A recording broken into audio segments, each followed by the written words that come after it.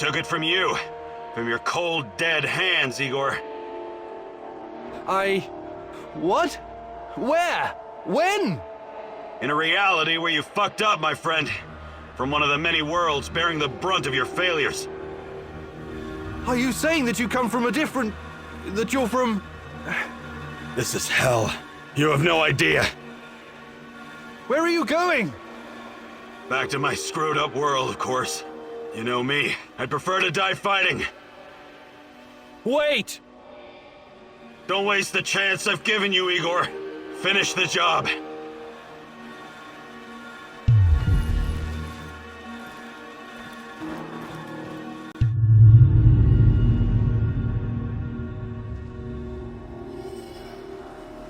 It's over, my son. Close the portal. Cut the connection. Deny this thing away into our world. Do it now! Son, please. It will kill her. It will kill the love of my life. Of our life. Please, there's another way. Just let me go. I've suffered long enough. You can do this, son. You can be the man I could not. Be the better version of me. Go through the portal and face this thing. Undo the harm we both caused Tanya. No, do not do this. Kill me. Just kill me, please. Finish it.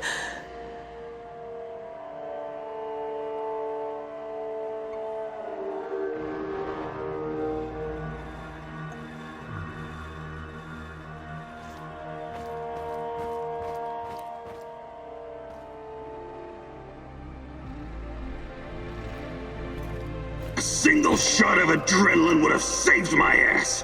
Why didn't you give it to me, you cheap fuck? My life was in your hands, and you let me die. Partners, old-timer. I always had your back. Taking care of us was your job. You let me die. You failed. The eulogy you gave at my funeral was awful. Pure drivel. How can you sleep? I trusted you. You were supposed to save us all.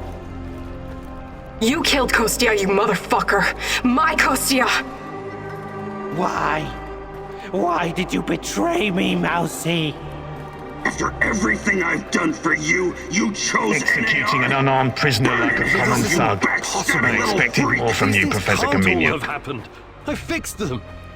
At least some of them. You're wrong. Did you think meddling with space-time wouldn't have consequences? All of this, every bit of it, happened. But how? I was going back through the wormholes. I was fixing everything. There is no time travel the way your friend Olivier understands it.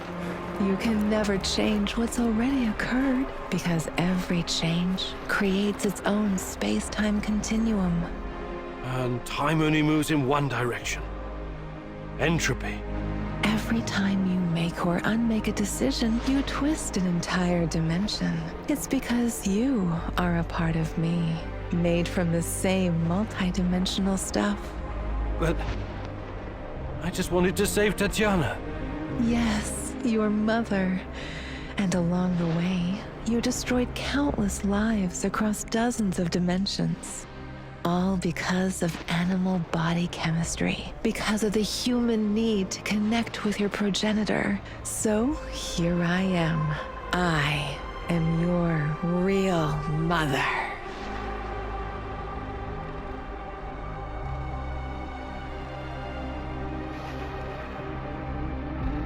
What are you? Chernobylite?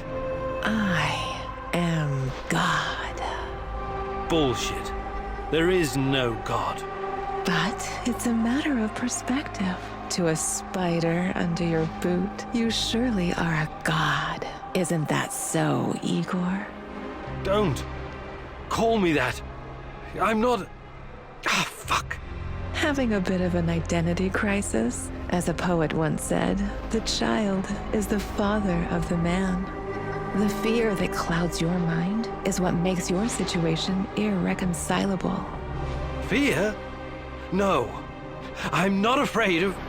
The fear of discovering there is nothing at the core of your persona but pure chaos You simultaneously are and are not you. But don't worry, I am about to reveal the truth. After that, it won't matter anymore. What do you want from me? Have you ever wondered why, despite your technological sophistication, people so insistently pursue self-destruction? Why destroy your own ecosystem? Why you cannot help but slaughter each other and every other species? Why, over and over again, you sacrifice your own future for short-term gain? If you're thinking to catch me off guard with your freshman philosophy insights, you've got another thing coming. People are for the most part selfish assholes. I don't need an alien entity to tell me this. So what's next? Are you going to propose some kind of new world order to save us all? Am I to be your prophet and help you usher in a comic book utopia? I never expected you to be so nihilistic, but I suppose it isn't surprising. No, a new world order isn't enough to save you from yourselves. You are fundamentally flawed. Is that right? And why is that? Again, it's the fear. Fear of your own existence. Fear of anything strange or other. Fear about the future. I can take it all away. I can help you, as I've helped many other civilizations before. How? Your kind can only live in the moment. The future is terrifying to you. It makes you do silly, destructive things. Surely you can see that now. Become my vessel, and I will purify them of fear and weakness. I will remake mankind in my image, burn away the dross in a firestorm the world has never seen. I must reduce everything to ashes so they can be reborn. That is some insane biblical shit. You're scared this will make you feel less special, less of a hero?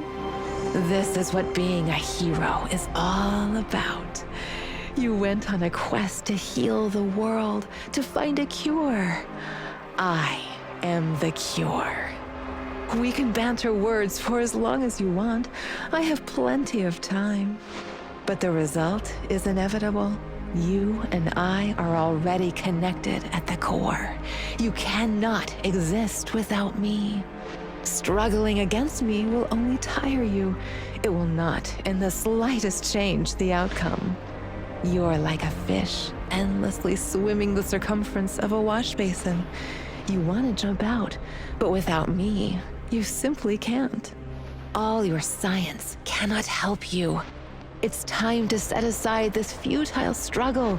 Help yourself and the world. Embrace me. I see. Maybe it's time humanity gets another chance at being its best self. Ah! Ah! Oh!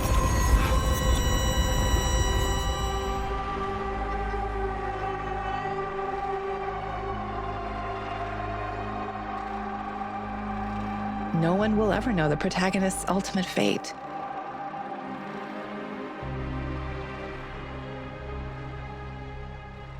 When he disappeared, a wave of monsters poured into our world through the interdimensional gate, turning Pripyat into a permanent war zone.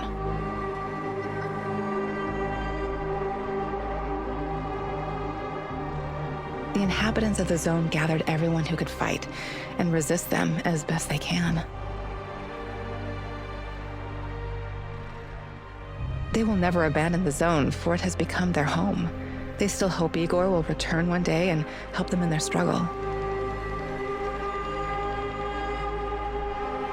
The Chernobylite meanwhile spreads farther into the zone, and the fight grows more desperate with every passing day. Olivier never had the chance to change his own history and prevent the ambush that wiped out his team. Igor's example convinced him to abandon his plan and accept his flawed past. That tragedy, after all, made him the man he was. With time, he made his peace, and in the end, was grateful to be part of something bigger than himself. Once the events in the zone were finished, he sought out Anton's fiancée and took care of both her and her daughter. In spite of his flaws, Olivier will always be remembered in the zone for his courage and grit. Sashko had always been the lone wolf and daredevil of the zone. Life had always been harsh for him, and he learned the hard way to rely only on himself. His crusade against NAR began with a desire for closure regarding his brother Ruslan's death, but Igor's quest to find Tatiana was what kept him going until the end. In his final moments, he enjoyed a privilege afforded to few men indeed. He had no regrets. He died as he lived, fighting bravely for those closest to him, and that was enough. Tarakan's fight against the Rat King has reached an end. Having barely survived the zone, he realized his time was up. Now, someone else must carry the torch and defeat the evil lurking in the power plant. But Tarakan wasn't worried. After all, he had prepared Igor and others well. Tarakan's true identity was never discovered. Was he a madman, a saint, a spy? Perhaps he was all of these, or perhaps none of them. But one thing is certain, the old man was a true child of Pripyat. His restless soul will forever wander its marshes and woods. When all was said and done, Olga's thoughts went to her mother and the Samoshils. She had joined Igor in his mission because she knew what it meant to live with a hole inside you, a hole left by the departed. As a troubled teenager in Minsk, she'd never planned to become a freedom fighter or martyr, but sometimes we encounter the person who will change our destiny at just the right moment. Life is unpredictable that way. Olga decided to continue serving as the huntress and ranger of Pripyat's forests, striking fear into the hearts of anyone who wished harm upon her people. Like so many before him, General Kozlov made the wrong choices while chasing a dream of the good life. War taught him about the cruelty and inevitability of loss, leaving him indifferent to human suffering.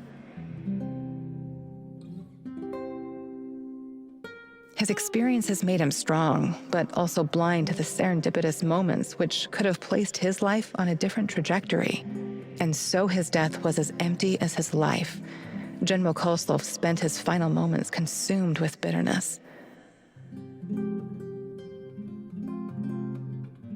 If I only had another chance, he said to himself. Alas, that is a privilege afforded to very few.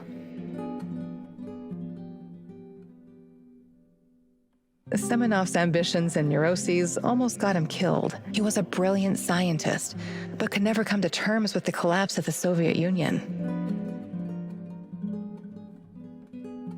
Though not a devout communist, Semenov could not stomach the chaotic aftermath, for it reflected the emptiness of his own heart. And so he chased his green Chernobylite dream, hoping his experiments would usher in a new world order. In reality, what he sought was to fill the gaping void in his own soul. Meeting his former student Igor saved Semenov's life, although he could never have predicted it. Confronted with mortal danger, he realized he could no longer allow his demons to determine his fate.